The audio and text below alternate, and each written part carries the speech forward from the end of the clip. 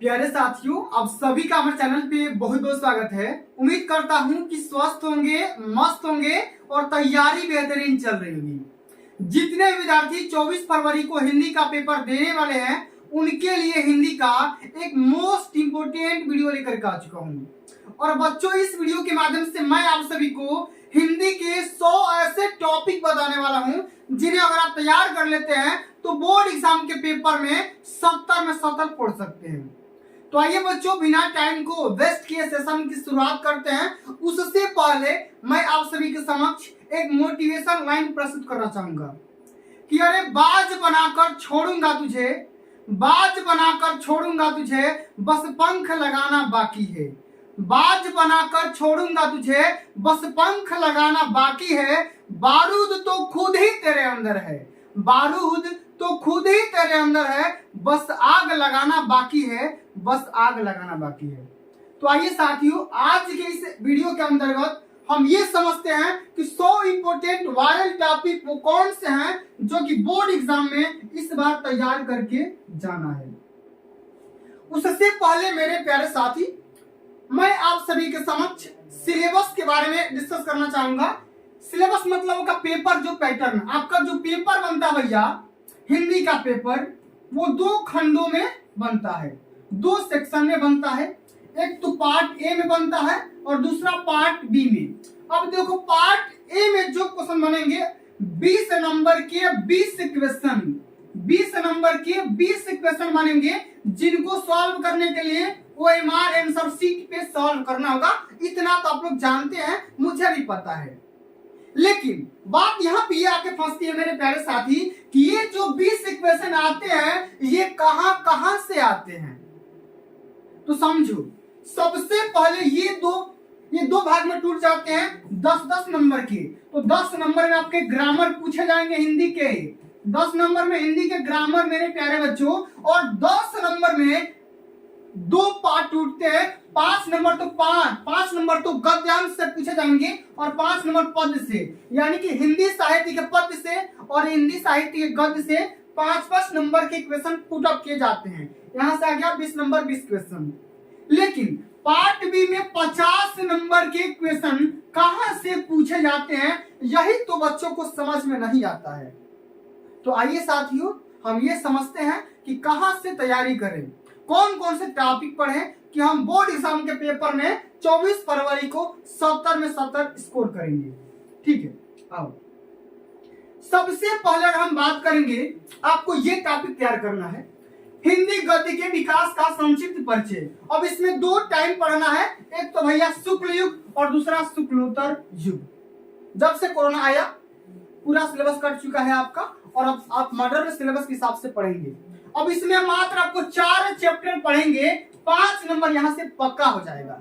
कौन कौन सा टॉपिक है? मित्रता पढ़ो, ममता पढ़ो, भारतीय संस्कृति, अजंता और ईर्ष्या तू न गई मेरे मन से। आ गया बात समझ में?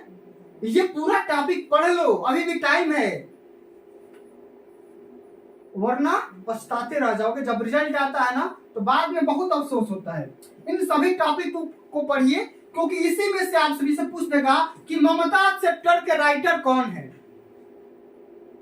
ठीक है, इस प्रकार से क्वेश्चन पूछे जाते हैं। इसी प्रकार से अगर हम आगे बात करेंगे तो यहां से 5 नंबर के क्वेश्चन पूछे जाते हैं, हिंदी पद्य के विकास का संक्षिप्त परिचय। अब इसमें भी 2 काल के बारे में जिक्र किया जाएगा, एक तो रीति काल, दूसरा आधुनिक काल। ओके, आगे बात समझ में। अब इसमें आपको पद पढ़ना होगा, धनुष भंग, वन पथ पर और स्वदेश प्रेम। इन सभी टॉपिक को, चैप्टर को पढ़ के जाना है, वरना भैया नंबर तो कटेंगे, 5 नंबर यहां से पूछा जाएगा। आगे बात समझ में। चलिए, 5 नंबर वहां से, 5 नंबर यहां से, 10 नंबर हो गया। लेकिन अब रही बात 10 नंबर, वो पूछा जाता है मेरे प्यारे साथी ग्रामर से। अब ग्रामर से कहां से? तो काव्य सौंदर्य के तत्व। इसमें आपको रस, छंद, अलंकार तीनों टॉपिक पढ़ना है डिटेल में। तो रस में आपको हास्य रस और करुण रस के बारे में तैयार करना है, परिभाषा एग्जाम्पल। ठीक है, और यहाँ पे इसका पहचान भी तैयार करिए। 1 नंबर रस से आएगा, 1 नंबर अलंकार से आएगा, 1 नंबर छंद से आएगा। तो अलंकार में आपको पढ़ना है उपमा, रूपक एवं उत्प्रेक्षा अलंकार। फिर यहाँ पे शॉर्ट टर्म रोला के बारे में आपको डिटेल में पढ़ लेना है, क्योंकि यहाँ से 3 नंबर के क्वेश्चन, 3 क्वेश्चन बनेंगे, ये फिक्स है, तय है, इसमें कोई संदेह की बात नहीं है। ठीक है, आगे देखते हैं अगला हमारा टॉपिक क्या है, जरा समझिएगा।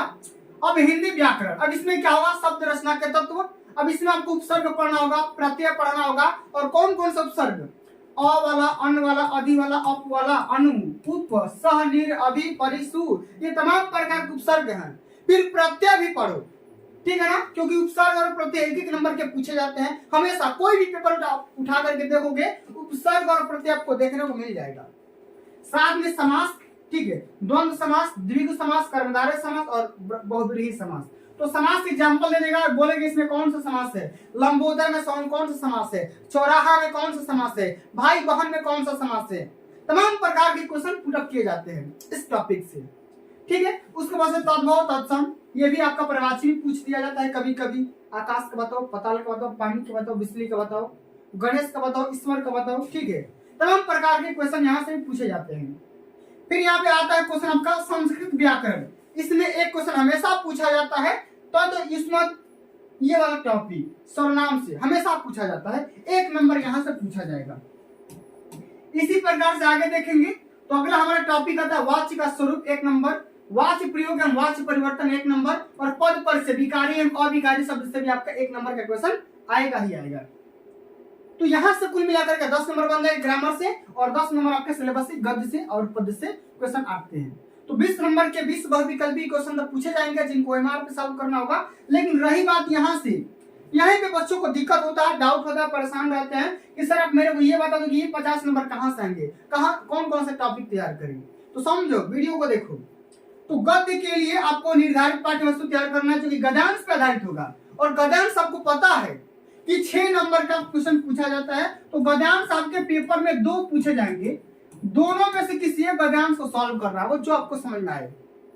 अब एक गद्यांश में 3 क्वेश्चन रहते हैं। सबसे पहले तो आपको संदर्भ लिखना होगा, रेखांकित अंश का व्याख्या करना होगा, और उस गद्यांश से संबंधित क्वेश्चन भी होता है। इसी प्रकार से पद्यांश भी होता है, ठीक है।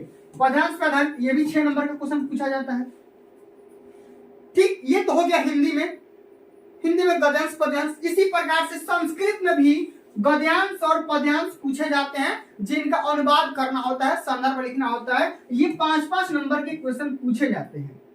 आ गया बात समझ में? चलिए अब आगे देख लेते हैं। अगला हमारा टॉपिक क्या है, जरा ध्यान से समझो।